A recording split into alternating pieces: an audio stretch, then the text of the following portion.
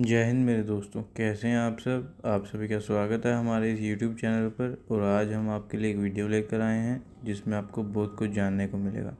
तो इस वीडियो को एंड तक देखें और चैनल को सब्सक्राइब करना ना भूलें। तो चलिए साथ में देखते हैं वीडियो। डॉक्टर अभिषेक मिश्रा जी ने, बहुत शुक्रिया सर कि आज आप आए। Thank you. हमने आज संडे के दिन आपको परेशान कर दिया। No, Sunday is a fun day, so it's good. Thanks for disturbing me. Thank you so much. और अभिषेक जी, क्या अपडेट्स हैं अभी जो ये कनाडा और भारत की एक चल रही है टसल, लेकिन साथ साथ ये भी है कि ये न्यूज भी आई थी कि वो जो एक कहना चाहिए खालिस्तानी एक्टिविस्ट है या टेररिस्ट बोल लीजिए, जो भी आप लोग कहते हैं, पुन्नू पन्नू पता नहीं क्या नाम, तो उसके नाम में हमेशा मैं कंफ्यूज रहती हूँ। उसकी प्रॉपर्टीज वगैरह जो हैं वो अमृतसर और कई जगह पे सील की गई है। तो इतना स्लो काम क्यों किया भारत की गवर्नमेंट ने? ये तो बहुत पहले हो जाना चाहिए था। इस तरह के लोगों के ऊपर तो फौरन एक्शन होना चाहिए। और जिस तरह की खासतौर पर धमकियां लगा रहे हैं, उसकी वीडियोस जो हम देखते हैं, तो वो तो बहुत गलत है। देखिए, गुरपतवंत सिंह पन्नून नाम है जिनकी आप बात कर रही हैं। तो and the man is an obnoxious man. तो उनको संरक्षण मिला हुआ था। मैं तो देखता हूँ उनके वीडियो, वो बकायदा एक वाइट बॉडी बिल्डर के साथ आते हैं जाते हैं। और अभी कुछ दिन पहले उन्होंने दे दिया था धमकी कि कैनेडियन हिंदुओं कनाडा छोड़ दो और इस टाइप की। अब ये freedom of speech and expression है अकॉर्डिंग टू जस्टिन ट्रूडो साहब, ये freedom of speech and expression है। सो देखिए, इंडिया ना अभी तक एक सॉफ्ट स्टेट था। इंडिया के लोगों ने इंडिया में डेमोक्रेसी को एक ऐसा हवा बना के रख दिया कि स्टेट एक्शन वो कर ही ना पाए। स्टेट को क्रिपल्ड कर दो और डेमोक्रेसी के नाम पे अगर स्टेट को विदर अवे भी होना पड़े तो वो भी ठीक है, क्योंकि डेमोक्रेसी मस्ट प्रिवेल। ये एक अजीब सी डेमोक्रेसी है, जो डेमोक्रेसी हमारे लोकल हेरिटेज कल्चर और इसको अगर डिस्ट्रक्ट करना चाहती है तो भी वो उसको डेमोक्रेसी के नाम पे कहते हैं ये सो कॉल्ड डिसेंट है। वो डिसेंट मैंने इतनी देश में रूल ऑफ लॉ वाली जो कंट्रीज है उनको मैंने देखा, वो कहीं ऐसे डिसेंट्स को टॉलरेट नहीं करते हैं। फॉर एग्जाम्पल, कनाडा में जब ये प्रोटेस्ट हुआ, एंटी वैक्सीन प्रोटेस्ट हुआ, तो इन्हीं जस्टिन ट्रूडो ने उस प्रोटेस्ट को freedom of speech and expression के नाम पे टॉलरेट नहीं किया। तुरंत इमरजेंसी पावर इन्वोक करी और सारे के सारे ट्रकर्स का जो था वो बैंक अकाउंट और ये सब सीज करके उनको जेल में डाला और वो पूरा प्रोटेस्ट उन्होंने तितर बितर करवा दिया। So India was a soft state. हमें डरा के रखा जाता था। कोई हमें डेमोक्रेसी के नाम पे डराता था, कोई ह्यूमन राइट्स के नाम पे डराता था, कोई कहता था कि अरबिक कंट्रीज तुमको तेल नहीं देंगे। मतलब हर तरीके से हमको डराया हुआ था। और इतना डराया हुआ था कि हमें अपनी हेरिटेज और कल्चर को उपयोग करने के लिए लोग हमें बताने लगे कि ये तो अगर हम अपनी कल्चर को की बात करें तो हम व्हाट्सएप यूनिवर्सिटी वाले हो जाते हैं। और ये जो सो कॉल्ड ये जो टेलीग्राम यूनिवर्सिटी से पढ़ के आ रहे हैं, ये पता नहीं क्या पढ़ लेते हैं जिनका कि आपको आर्गुमेंट समझ में आना आपके बाहर, मेरे बस के बाहर की बात होती है। ये ऐसे वो लोग हैं। तो government has now decided, state has decided to put it foots down कि जो नॉनसेंसिकल आपकी डिमांड्स हैं इन द नेम और in the garb of democracy we will not tolerate it. Enough is enough. आप स्टेट को हर बार जो है रैंसम के लिए या हर बार स्टेट को धमकाने लगे। स्टेट हो गया तो गलती हो गई, गवर्नमेंट बन गई तो गलती हो गई क्या? भाई गवर्नमेंट आई है स्ट्रॉन्ग एक्शन लेने के लिए। तो बिल्कुल पन्नून जैसे लोगों की, जो ये गुरपतवंत सिंह पन्नू जैसे लोगों का जो एसेट्स है, बिल्कुल फ्रीजन ऑन करना चाहिए इसको। मगर सिखों से मत जोड़िए, क्योंकि हमारे जो सिख भाई बहन है वो तो हमारी परिवार का हिस्सा है। जैसे मैं आपको बताऊं कि अगर आपको मैं यूरोप में था, जब भी मुझे भूख लगती थी तो मैं गुरुद्वारे चला जाता था। आपको कभी भूख लगे ना और आप यूरोप में हो, आप गुरुद्वारे चले जाइए, वो आपसे पूछेंगे नहीं कि आप कौन है, और आपको बिना खाना खाए वापस नहीं आने देंगे। वो रात का 2 बज रहा हो या दिन के 2 बज रहा हो, मुझे नहीं पता आप कभी गई हैं कि नहीं गई हैं। आप जाएंगे ना, आपको वो पहले पूछेगा, जो वहां का ग्रंथी होगा, कि खाना खा के जाना। आप जब तक अंदर आएंगे वो थाली वाली लग जाएगी आपकी। आई डोंट नो आपको ये पता है कि नहीं पता है। ये गुरुद्वारे की वो है, इसको वो सेवा कहते हैं, लंगर चखना कहते हैं इसको। और आपको मैं बताऊं कि दुनिया में कहीं भी कोई भी अगर वो प्रलय का काम आ जाए, अर्थक्वेक आ जाए, तो सिख हमारे सबसे पहले पहुंच जाते हैं वहां पे सेवा का काम करने। तो इसलिए इनसे उनको कंफ्यूज मत कीजिए। नहीं सर, कभी भी नहीं करना चाहिए। जाहिर है कि ये थोड़े से लोगों को देखकर सब लोगों को नहीं कहा जा सकता। बिल्कुल। लेकिन नाम तो ये खराब कर रहे हैं। लेकिन सर हैरत की बात ये है कि कनाडा जैसी कंट्री में जो हम वेस्टर्न कंट्री समझते हैं, हमारा तो ख्याल था कि बड़े मॉडर्न लोग हैं, बड़ी सिक्योरिटी है वहां पे, और बड़े डिफरेंट है। मतलब अजीब हरकत है ये तो, बिल्कुल ऐसा ही है जैसे लोग जो है ये भी कह रहे हैं कि ये एक तरह से जो टेररिस्ट हैं उनको ये पनाह देते हैं। देखिए, मॉडर्न आइडिया होता है आरजू जी, मॉडर्न टाइम नहीं होता। आप समझ रही है ना, जिसको ये मॉडर्न आइडियाज कह के वेस्ट अपनी छाती पीटता है कि हमने दुनिया को बताया freedom of religion, tolerance, plurality, इसी को ये कहते हैं डेमोक्रेसी। इसी इन्हीं प्रिंसिपल्स को, यही constitutional principles are the seeds of democracy. Pluralism ये है, इसको ये कहते हैं कि ये हमने दिया दुनिया को। एकम सत बहुधा विप्राहा वदंती इज नथिंग बट, आप जिसको कह लीजिए जर्मेन सीड ऑफ प्लूरलिज्म, कि एक सत्य है, उसको बताने वाले लोग अलग अलग तरीके से बताते हैं। ठीक है ना। उसके बाद ये क्या बताते हैं, इनकी क्या कंट्रीब्यूशन है डेमोक्रेसी के नाम पे? Freedom of religion. सेम चीज, एकम सत बहुधा विप्राहा वदंती, ये कहता है कि जिसको जो मानना है मानो। वेलफेयर स्टेट, ये कहते हैं कि हमने बताई दुनिया को वेलफेयर स्टेट क्या होता है। आप विश्वास नहीं करेंगी आरजू जी कि वेलफेयर स्टेट हमारे यहाँ आज से कई साल पहले, वो आपके यहाँ बल्कि पाकिस्तान में लिखा गया था। मैं आपको एक अर्थशास्त्र का एक कोट कर रहा हूं, सुन लीजिए।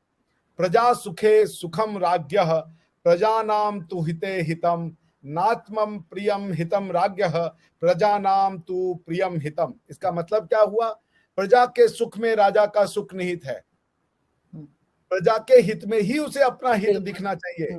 जो स्वयं को प्रिय लगे उसमें राजा का हित नहीं है, उसका हित तो प्रजा को जो प्रिय लगे उसमें है। ये सोचिए। दूसरा सुन लीजिए, तस्मात् नित्य उतितः राजा कुर्यात अर्थ अनुशासनम, अर्थस्य मूलम उत्थानम, अनर्थस्य विपर्यः।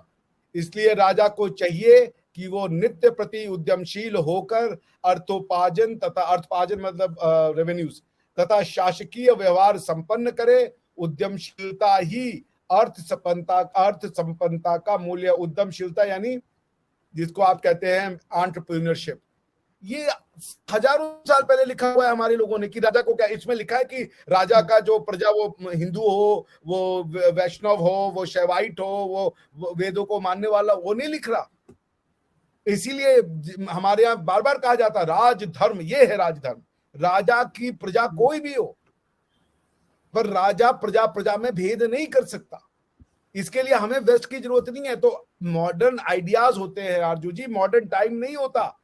वरना इसी धरती पे बहुत से प्रिमिटिव लोग भी रहते हैं, वो मॉडर्न नहीं है। जैसे हमारे यहाँ पे अंडमान निकोबार में एक सेंटिनल करके ट्राइब रहते हैं, वो आज भी नेकेड रहते हैं। उनका पूरा मतलब वो मुश्किल से 200-250 लोग ही बचे हैं, वो कंप्लीटली नेकेड रहते हैं। आपको अमेजोन के और अमेरिकन जंगल्स में मिल जाएंगे जो ट्राइब्स नंगे रहते हैं या कम कपड़ों में रहते हैं, या अभी भी वो कच्चा जानवर मार के खाते हैं।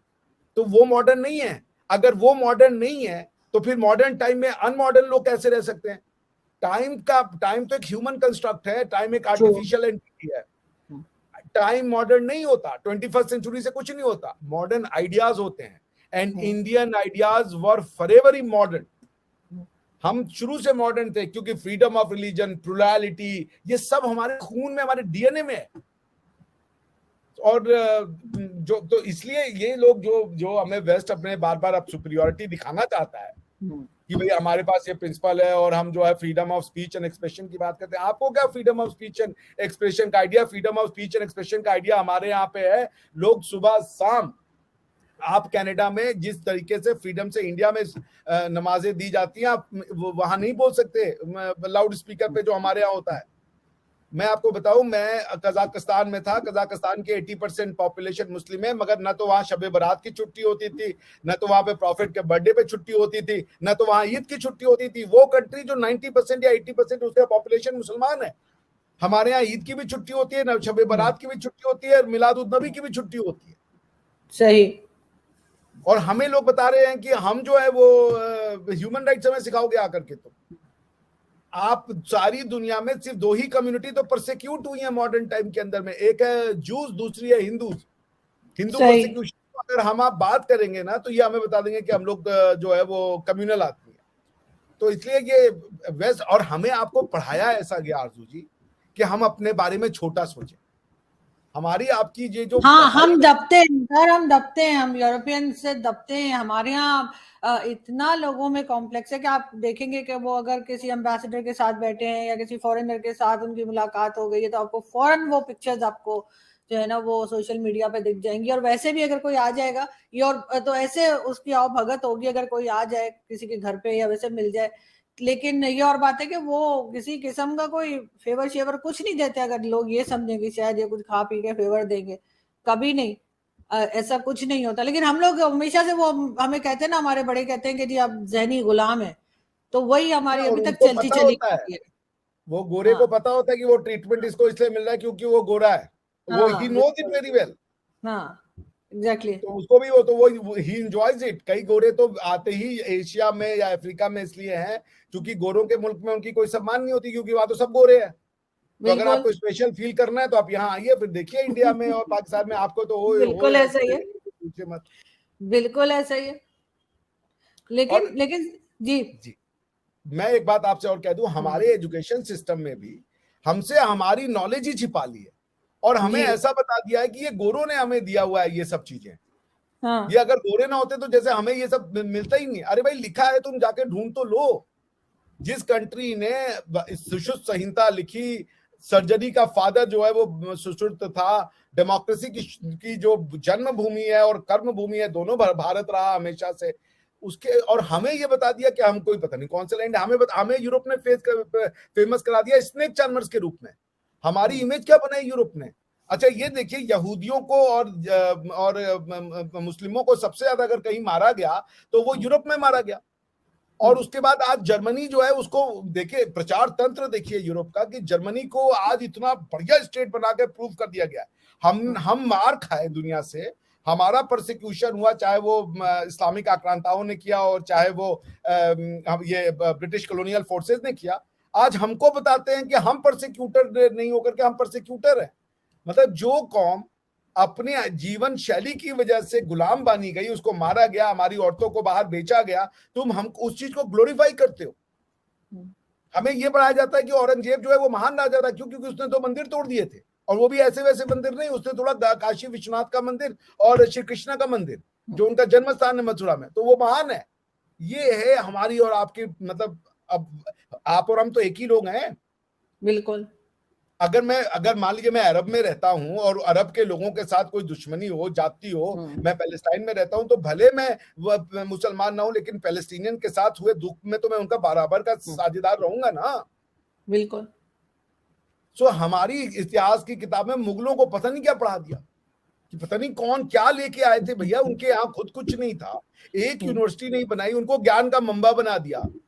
यूनिवर्सिटियां हमारी जलाई गई, औरतों को हमारे बेचा तुमने बाहर ले जाकर के, और उनको बता रहे हो कि वो पॉलिटिकल कॉन्स्टिट्यूशनलिस्ट थे इंडिया में। औरंगजेब का कंट्रीब्यूशन क्या है कि भैया वो टोपी सीता था, उसके बदले में वो जो है उसने ये मथुरा के मंदिर तोड़ दिया, बड़ा अच्छा काम कर दिया। टोपियां सीधा तो ये भी एक अलग ही कहानी है। लेकिन खैर हमारे लोग तो सर बहुत सी गलत बातों को सपोर्ट करते हैं और आज तक करते हैं, जिसको मैं तो खैर कभी नहीं मानती। लेकिन सर ये जो भारत और कनाडा के बीच में जो इश्यूज चल रहे हैं, आपके ख्याल से ये कहाँ जाकर रुकेंगे? क्योंकि ये तो सिर्फ बढ़ते हुए दिखाई दे रहे हैं फिलहाल। Canada has been isolated. आज आप देखें सरे में जहां पे मारा गया था गुरु ये हरदीप सिंह निज्जर, और उसके बाद एक और देखिए, हरदीप सिंह निज्जर के बाद एक और हत्या हुई थी, उसकी तो कोई बात ही नहीं कर रहा। हाँ बिल्कुल हुई थी। वो जो सुखा की हत्या हुई वो तो खत्म हो गया। वरना तो जस्टिन ट्रूडो ने तो ढोल लगाने पीटने थे कि मैं तो, और नेक्स्ट डे हो गई थी, फौरन ही नेक्स्ट डे हो गई। तो जस्टिन ट्रूडो को तो इम्पेटस मिल जाना चाहिए था, जस्टिन ट्रूडो ने भगला पाना चाहिए था कि ये देखो एक और हो गई, कितने मक्कार लोग हैं। हुआ उसका उल्टा। आज सरे में क्या हुआ सवेरे सवेरे कि जिस गुरुद्वारे का वो, और मैं फिर कह रहा हूँ गुरुद्वारा जो है मेरे लिए बहुत सम्मानित जगह है, क्योंकि वो सबको खाना खिलाने वाली जगह है, लेकिन ये आदमी उस गुरुद्वारे का गलत उपयोग कर रहा था। ये जो बंदा था, ये उसने फोटो टांग रखे थे, हमारे जो डिप्लोमेट्स थे बेचारे, उनकी जिंदगी खतरे में डाली हुई थी उसने, कि ये है गद्दार। आज सरे के उस गुरुद्वारे से उन सारे फोटो को हटाया। तो अगर ये सही थे जस्टिन ट्रूडो, तो क्यों उतरवाया उन पोस्टर्स को? अगर वो freedom of speech and expression सही था तो तुमने क्यों उठवा दिया उन पोस्टर्स को? बिल्कुल। अब जो है वो हरदीप सिंह निज्जर का अभी आज का लेटेस्ट आया है कि अमेरिका के नो फ्लाइंग जोन में था वो। 2020 में इंडिया ने उसको टेररिस्ट डिक्लेयर कर दिया था। इंडिया ने कहा था आप हमें एक्स्ट्राडाइट किए, 3 बार उसकी रिक्वेस्ट करी थी। तो आप टेररिस्ट को पनाह दे करके, और जैसे मैंने आपको कहा था उसामा बिन लादेन वाली बात, और देखिए आज वो व्हाइट हाउस के पेंटागन के जो स्टाफर है उसने एकदम एग्जैक्टली वही बात कह दी। उसने कहा कि हरदीप सिंह निज्जर उतना ही बड़ा प्लम्बर है जितना कि ओसामा बिन लादेन बड़ा इलेक्ट्रॉनिक इंजीनियर था या इलेक्ट्रिक इंजीनियर था। तो पॉइंट मैं ये बात बार बार कह रहा हूं कि Canada has to bit its own dust. They have been cornered, कोई नहीं खड़ा हो रहा उनके साथ।